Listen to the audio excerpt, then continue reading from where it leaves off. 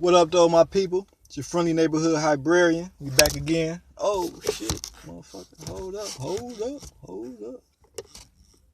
Damn, let me see if I can get this. I can move in like this. Damn, it's uncomfortable as hell, but fuck it. You know what I'm saying? We gonna keep it going. This time we with another book review. Let me take this damn thing off. You know what I'm saying? See my neck. Everything you need to know about the music business. Now, this book right here, I got some bookmarks in here now. All you need to know about the music business, this is the revised, this is the 6th edition, so this is old as hell, I ain't gonna lie. So they've updated this book since then, but let me tell you something. This is probably the most important book you ever going to read or have to know if you're going to get in the music business. Now, I know it's like a lot of people that say they've been successful in this business and they ain't read a motherfucking thing, but we ain't them. We the motherfucking Highbrarian nation, goddammit. Y'all my peoples, you know what I'm saying? We know what I'm saying? We had to read some shit, you know what I'm saying? We had to read this shit. So this is the book. They actually wrote a book on this shit, and here it is. Now, you see, this is a thick book. And, you know what I'm saying, right here it has some quotes from Jimmy Iovine, David Geffen, Tom Waits, Joe Smith, former president and CEO of Capitol Records, EMI Music, Michael Eisner, Quincy Jones, Ed Bicknell, who, you know what I'm saying, hey, these are some people that, you know, these are some motherfuckers right here on this book. So, anyways, like, let me tell you the importance of this book. I actually met with a lawyer. This is actually a very powerful lawyer. So powerful that I couldn't afford to hire him at the time and shit. You feel me? But we did have a meeting. And during the meeting, I kind of brought this book. I don't know. I was kind of a young nigga. So, you know what I'm saying? I don't know if I was trying to play show and tell ever. But he saw this book. And he said, hey, man, that's a good book right there. That's the book you need. So my blunt that went out. Hold up. You know what I'm saying? Wouldn't be the Highbrarian if I ain't sparked it.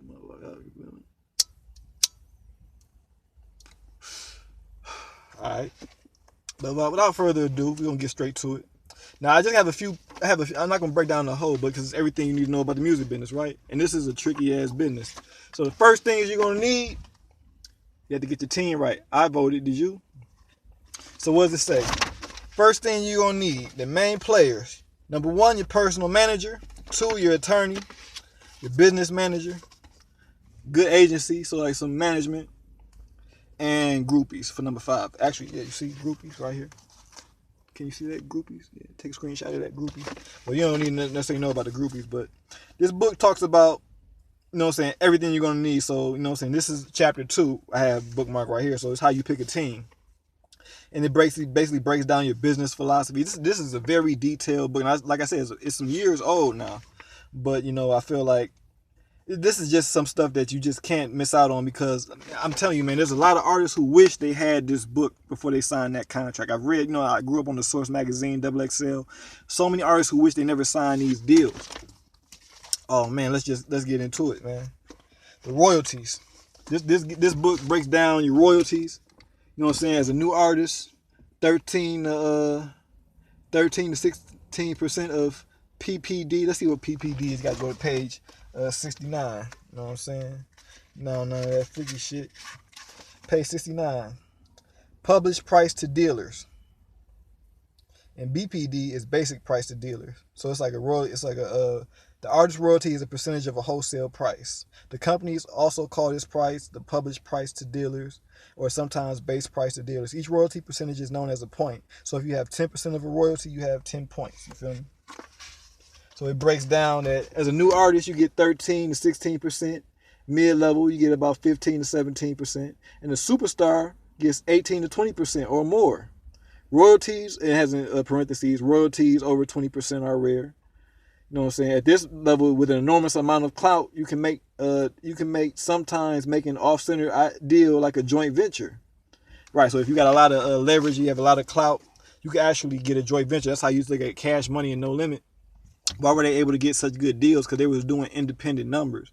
And when the label sees on paper that you actually getting this money, they're like, okay, this is a safe bet. We can invest in you, and we can give you, you know, some more points on your deal. All right, this also goes to, you know what I'm saying, breaking down the funds, the real life numbers right here of basically new artists signing to an independent company. You can expect anywhere from 0 to 300,000. A new artist signing to a major. You know what I'm saying? You can expect, you know what I'm saying, a range of 175,000 to 300,000. Now, these are just, you know what I'm saying, these are like, you know what I'm saying, I guess you would call base numbers. I wouldn't say it's necessarily fixed because I've heard stories of artists signing major deals for way less than that. But perhaps that might have been like a demo deal or a development deal. It breaks down different problems with budget. Like I said, this is a very detailed book, man. It breaks down like all the math and shit.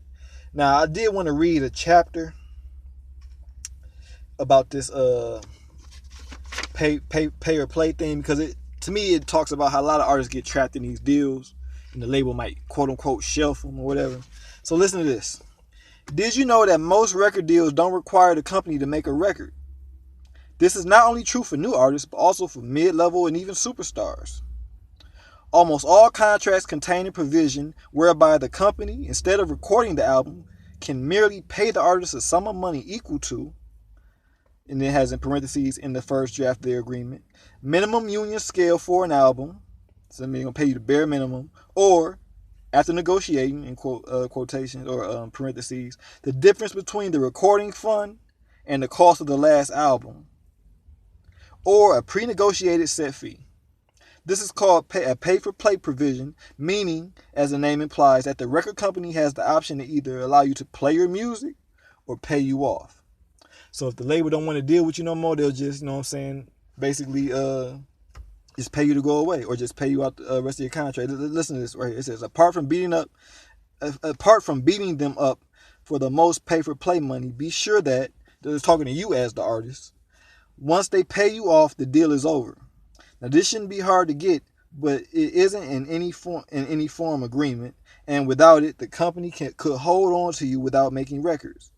So basically, like, you know what I'm saying, they could just hold on to you, they could hold on to your contract and shit, and they don't have to actually make any records with you or whatever. They could just, you know what I'm saying, keep you as a signed artist and shit. So that's why, you know what I'm saying, i.e. slavery. That's why niggas be talking someday in these slave deals. And like these companies basically have the options now. Where did it go to the option shit? Yeah, so basically, you know what I'm saying, they have the option. Let's see here. All right, yeah, it goes to the record deal part. The record deals are traditionally structured with the company having the smallest obligation that it can negotiate while keeping the option to get as much product as possible. Listen, I'm going to read it again. I'm going to read that again.